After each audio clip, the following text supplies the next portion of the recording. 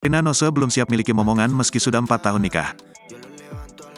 Rina Nose dan suaminya, Josie Falaza mengakui belum siap miliki anak.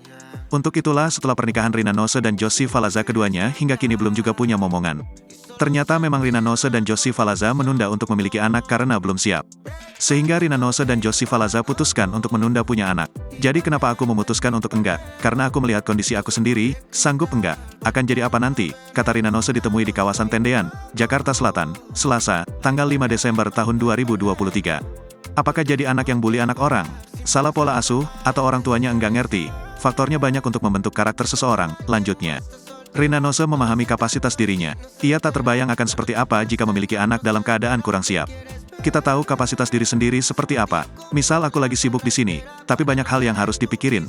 Pikirannya liar gitu, biasanya aku dibilang aku mikirnya kejauhan. Cuma aku balikin, kamu yang mikirnya nggak jauh, ujar Rina Nose.